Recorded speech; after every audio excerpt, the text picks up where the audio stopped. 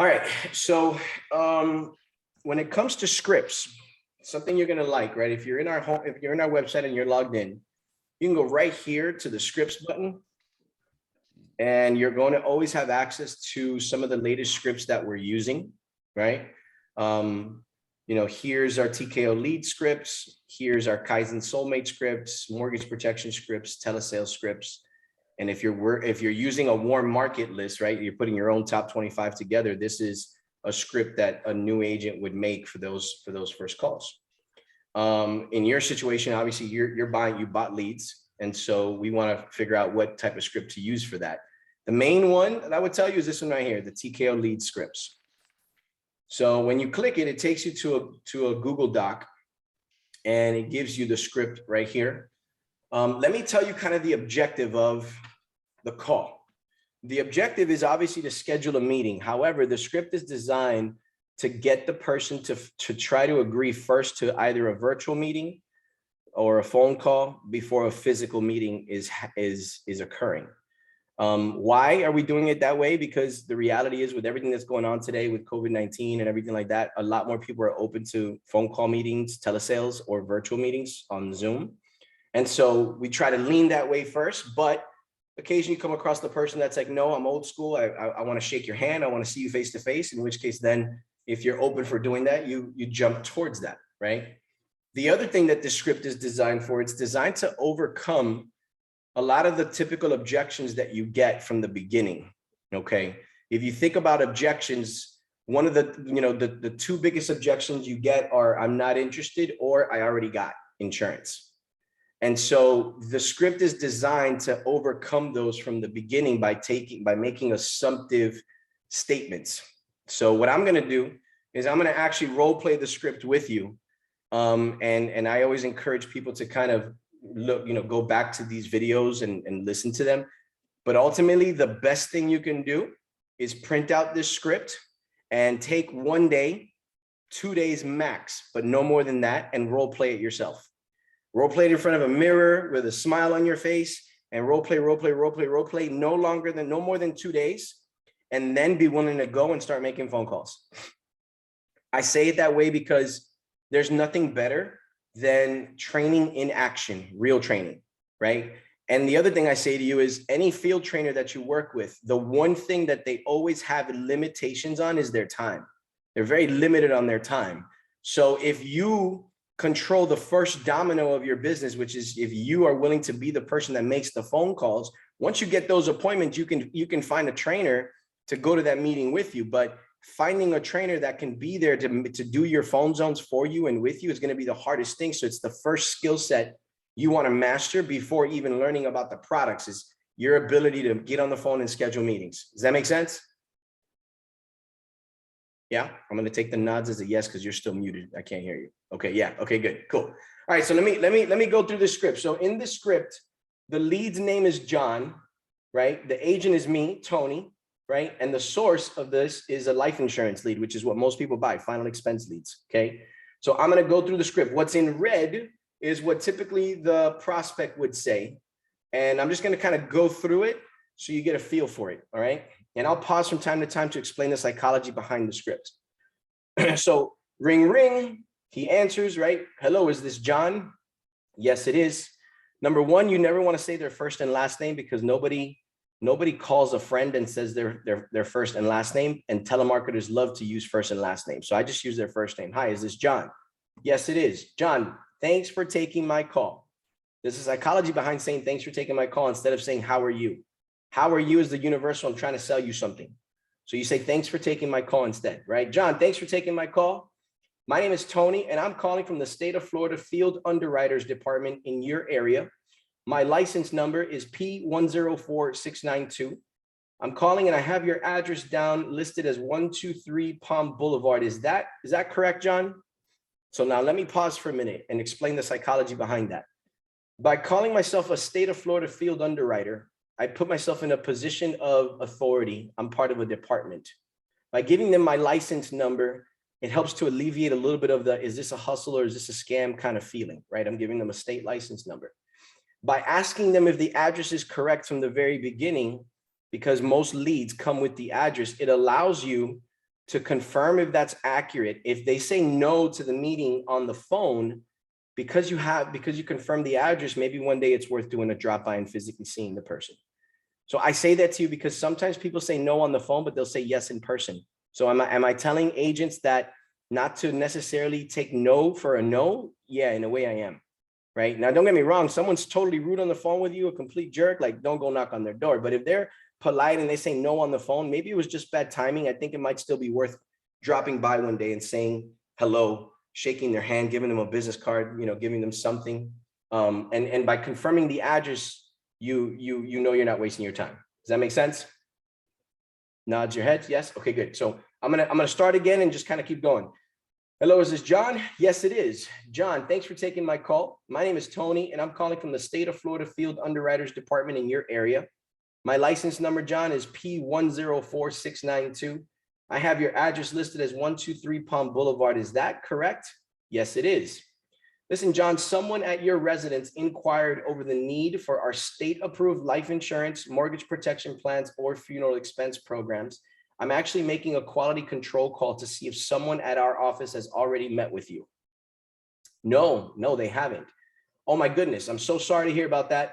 Well, first, I want you to know that I'm not a telemarketer. I'm a field underwriter, and my job is to let you know what benefits you qualify for based on the state that you live in, right? And so, let me tell you a little bit about the psychology behind that, right? By you calling, making a quality control call, it should make you as the agent feel a little bit more comfortable because you're not doing a direct sale, right? You're calling to make a quality control call.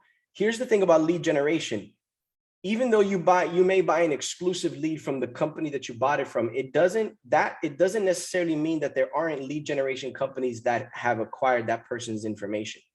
Remember, most clients, when they fill out questionnaires, they fill out questionnaires from 3 or 4 different places. One of those places is the company that fed you the lead. And maybe that one place keeps that lead exclusive to you, but what stops the other companies that acquired the information from calling? So by calling and saying this is a quality control call, you're saying, hey, I'm calling because I really want to see if someone's already met with you and sold you something. That's really what you're getting at, right?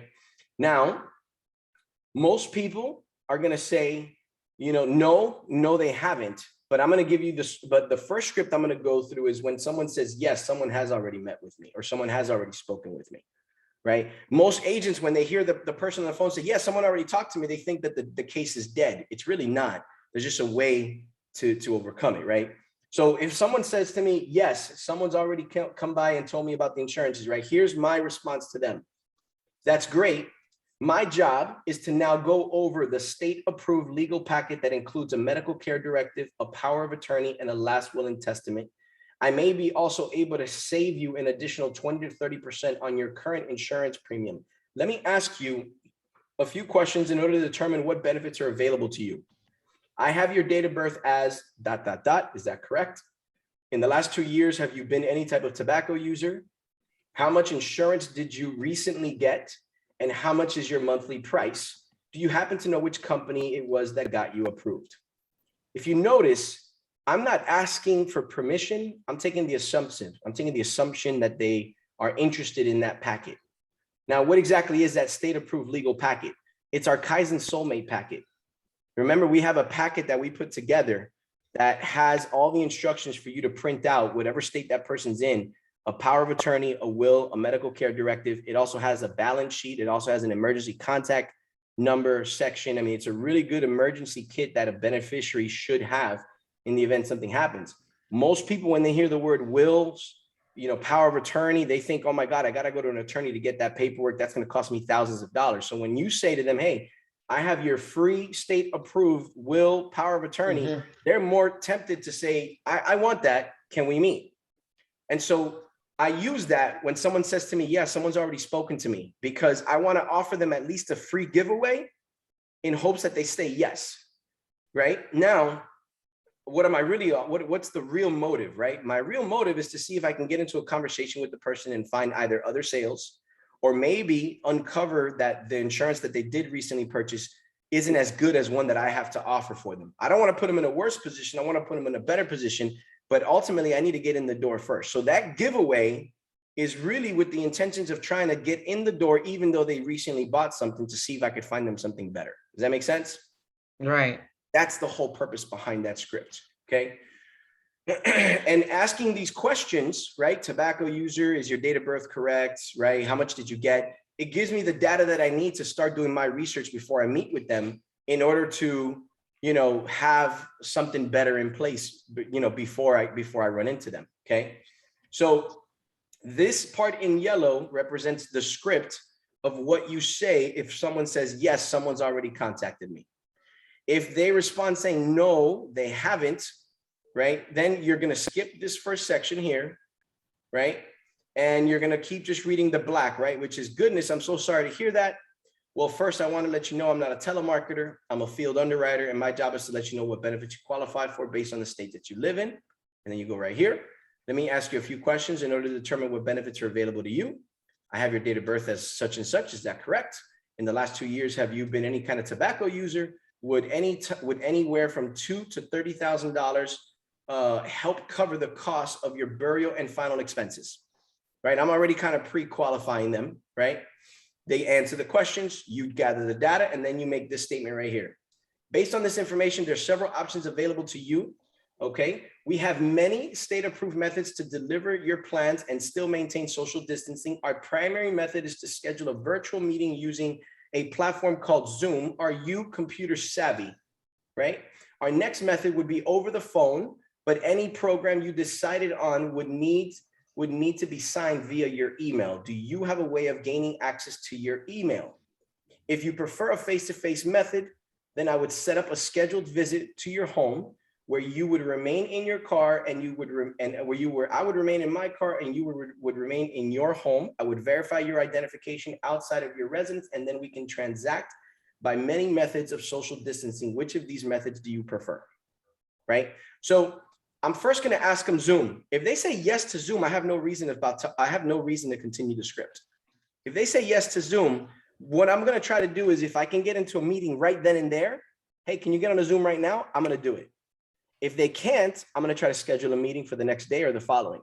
If they say, no, I'm not computer savvy, okay, no problem. Are you good on the next method is over the phone, but you're going to need access to your email. Do you have access to your email? If they say yes, what am I going to try to do? I'm going to try to get into the phone meeting right then and there. And if not, I'm going to schedule it. If they say, no, I don't have access to my email, then you have no choice but to do a face-to-face. So that paragraph, you're only going to read the whole thing if they're not good on computers and they don't have access to their email. And because final expense is the older market, you're 65 plus, it's like a 50-50. It's like a coin toss. Sometimes they're good with it, sometimes they're not. Does that make sense? Yeah. Okay. Now, if they say face-to-face, right? Then here's what you're going to use. Here's your script you're going to use, right? I'm currently scheduled to be out of town in your area tomorrow and Wednesday afternoon. I'm going to need about 15 to 30 minutes to schedule your options. Which of those days would be better for you? Right? Give them a choice. Right? And everything that I give, I'm always giving them choices, but the option is never no.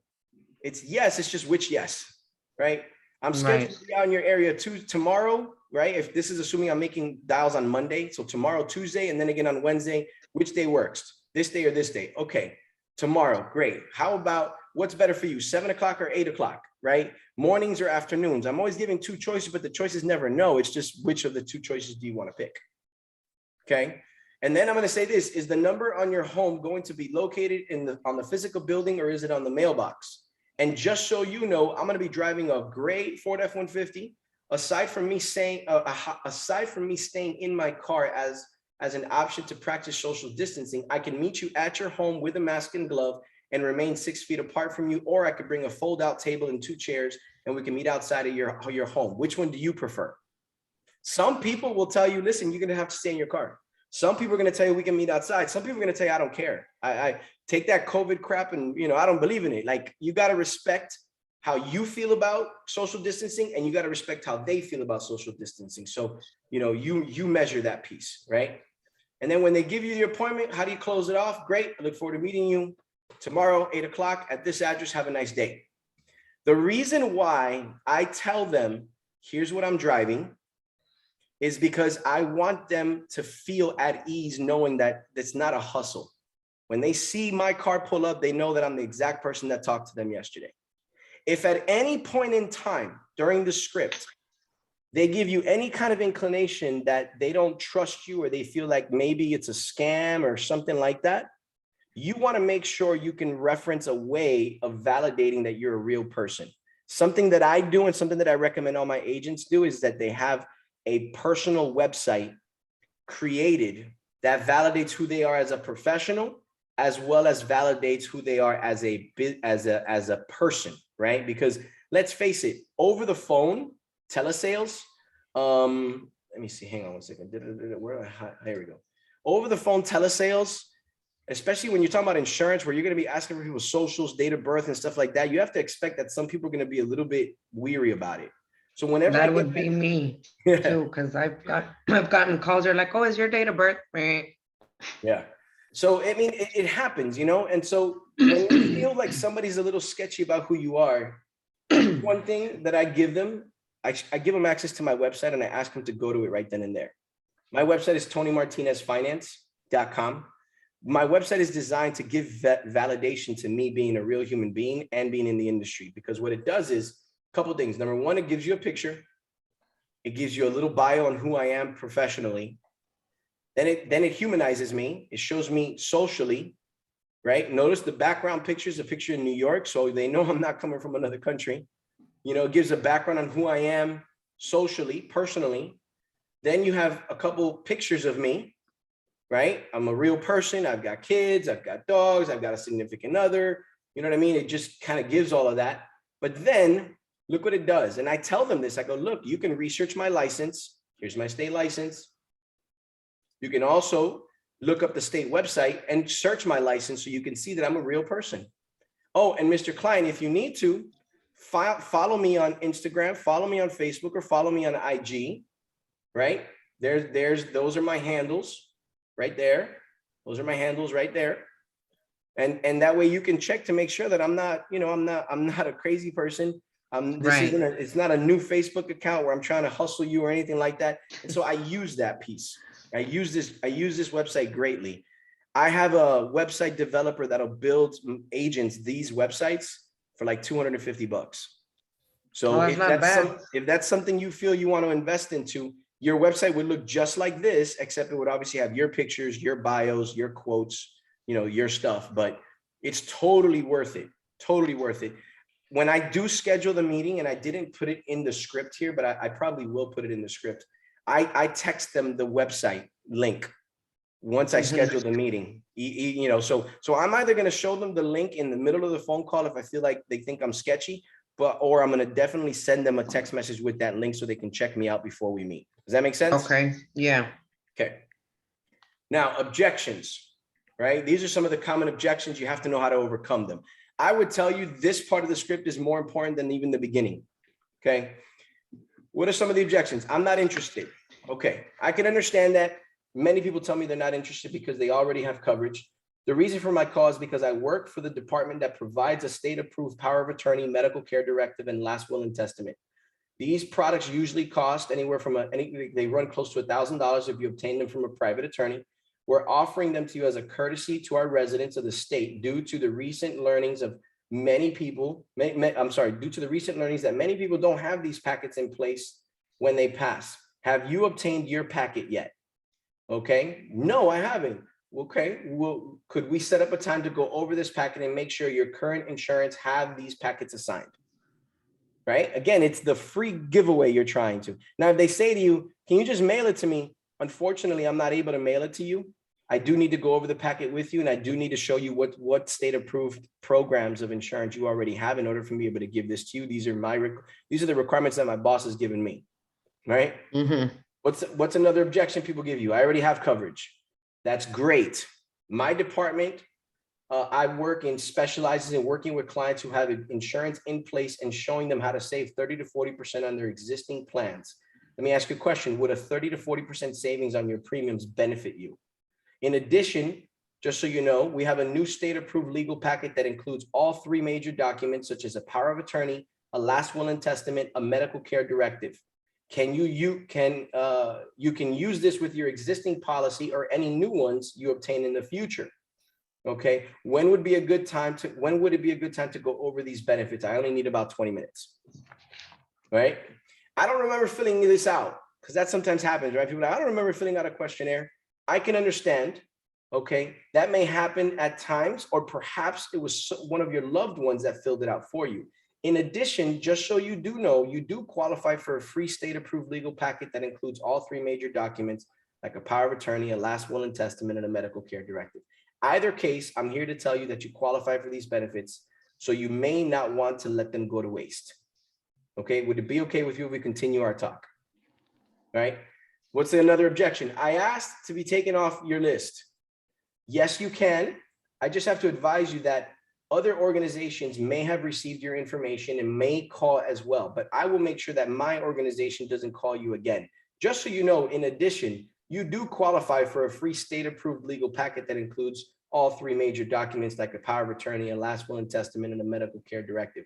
Can I ask what changed your interest? Right? So the hook is that packet. Right? You got to be able to have an objection. You got to be able to handle the objections that people give you. One thing people need to understand about leads is the following, and I'm going to actually take off screen share, and so you can see my face as I'm telling you this. For every 20 exclusive leads you buy, long-term, statistically, you'll sell about 3 people. Statistically, you'll sell about 3. It doesn't mean every 20 you'll sell 3. It means that the average, right? Sometimes you might buy 20, you sell none. Sometimes you buy 20, you sell 5. Sometimes you buy 20, you sell 2. The average, right? If you build a business of lead generation, is every 20 exclusive leads you buy, you'll sell about 3 people, right? This is not the statistics for age leads. Those are a little bit different. For every 100 age leads you buy, you'll probably sell around an average of 3 people. But again, sometimes you buy 100, you sell nobody. Sometimes you buy 100, you sell 10 people. It's just the average, right? Let me talk about those 3, right? 20 exclusive leads, 3 people buy. One person has a check on their forehead saying, take my money. You just got to get to them first before another marketing company does. So there's always a race. You got to get to them first. Second person has a check in his wallet. He doesn't have it in his forehead. He has it in his wallet, and he's willing to take it out and show it to you if you can show him that you know what you're talking about. Third person doesn't have a check in his wallet, doesn't have a check in his forehead, doesn't even know if he wants to buy. Probably is going to give you objections under the sun, and it's your job to overcome the objections, show him you know what you're talking about, and show him that he needs the coverage. And then you change his mind about not wanting insurance to wanting insurance. That's how it is.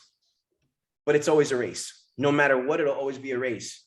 No, I don't care how exclusive that lead is. Your job is to make a decision to consistently buy leads every single week. Put a number in your head, be willing to invest into yourself, right? Put that number, 400, 500 a week. Even if someone says to me, listen, I can only do $100 a week, then do $100 a week of age leads. But do it consistently. Don't do it 1 week and then quit if you didn't get the results you want. You got to do it consistently.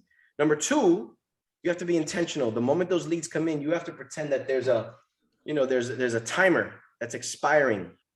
This is what the timer says. Somebody's going to call that lead. Somebody's going to schedule that lead. Somebody's going to sell that lead. Is it going to be you, or is it going to be the other person that you're competing with that you have no idea who they are? Somebody's going to do it first. So your job is, I got the lead list. Let me call now. Let me not waste time. Let me get going. You get what I'm saying? Speed is a factor. It definitely is a factor. When you're in the meeting, if it's final expense, which is what most people sell in leads, when you're in the meeting, you got to keep it very simple, especially if it's over the phone, right? Explaining final expenses, like, you got to make it simple. There's really only 2 products you should be talking about: a final expense product, number 1, or a GUL, number 2, if the person has the budget to pay for it, which 90% of people will not have a budget for a GUL. 90% of people won't, right? But you got to be able to explain final expense very easily. It's simple. Listen, final expense is a very easy product. It'll cost you anywhere from $50 to $100 a month. As long as you make your payments every month, you'll have your insurance. Your insurance will last you the rest of your life. And the amount of insurance that you're going to get is anywhere from $2,000 to $40,000 worth of coverage based on your budget. I can have you approved within 5 minutes to 5 days, just kind of depends on what's in your medical background, right? If you have a minute, I'd love to quote you. Sure, quote me. Mr. Client, what's your budget? Let me know what your budget is and I'll see what's the most you can get for that dollar amount. And they'll tell you, well, run it at 75 bucks a month and then open up your application and run your quotes. You're doing it based on the budget, If you see that the person is like, man, I want more than $40,000 of coverage. I'm looking for like 100,000. That's when you present them a GUL. Mr. Client, there is another product, but it's a lot more costly. This product, you can get anywhere from $25,000 of coverage to $2 million, right? And it'll be there guaranteed for the rest of your life. You can tap into that money, not just if you die, but if you need a nurse to take care of you, you can tap into that money as well. But I will tell you this, that product is going to cost you a lot more than $50 to $100. You're probably looking at about 200 bucks a month minimum in that world.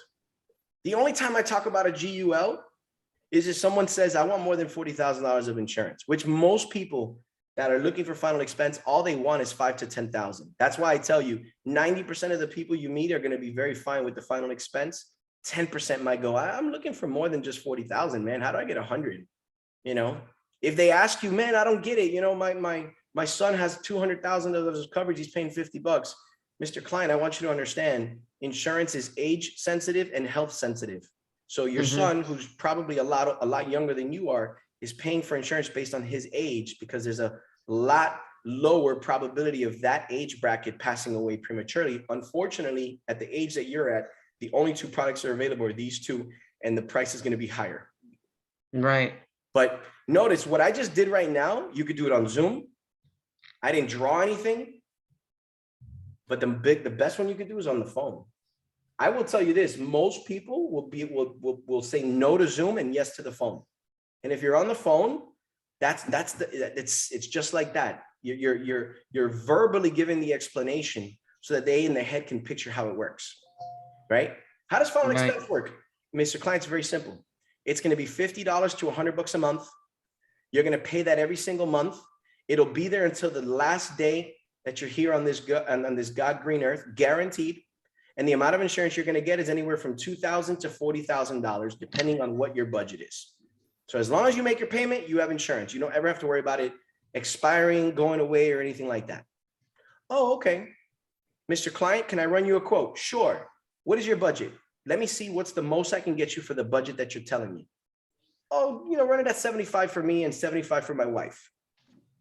75 for you, 75, that's 150 bucks. If you think about it, that household is now doing 150. So you run two quotes, one for each. The only time you bring up a GUL is if they say, hey, I don't really want 40,000. I want like 100,000 or 200,000. Like, what's that going to cost me? Okay. There's another product called a guaranteed universal life. The insurance is guaranteed to be there till the last day you're here, as long as you make your monthly payments, right? You can get anywhere from 25,000 to 2 million of insurance. You can tap into that money when you die, your family gets it. Or if you need a nurse to take care of you, you can tap into that money as well to pay for nursing expenses. But that product's going to cost you minimum start 200 bucks. Yeah. If that's affordable, I can run you some quotes, no problem. Boom, boom, in and out. The biggest things that I would tell you is when you buy leads, you commit to buying every week, number one. Number two, when the leads come in, you commit to calling them right away. Number three, don't be afraid to call a number 10 to 15 times before you give up. This is not warm leads. This is not warm referrals. This is lead generation. You got to be willing to call a number 10 to 15 times before you stop. You got to be willing to drive by people's houses that don't pick up the phone. You got to be willing to drive by people who do pick up the phone and say, no, they weren't interested because you verified their address from the beginning. Sometimes they just want to see a friendly face, shake a hand. Maybe you bring a little, box of pastries or cookies with a business card on there to just kind of warm their soul up a little bit. But you got to make a commitment. You got to make a commitment. The kind of dials you want to be doing on a weekly basis, I'll tell you, about 500 dials a week. The best way to do it is to pick 2 days, Mondays and Thursdays. Each day you do 250 calls. And the best way to do the calls is using an auto dialer, like a speed dialer. Jarvis, our CRM system, has a speed dialer in there. You can knock out 100 calls in an hour and a half. And after every call, Jarvis leaves a voicemail right away. Boom, boom, boom, boom, boom. Jarvis does text messages for you automatically for 12 weeks, emails for you automatically. I mean, it's phenomenal. And it costs an agent $75 a month for a Jarvis. You know, it's stupid cheap, right? So it almost doesn't make sense not to have it. Right. So, but what I would do now that we've gone over this, right?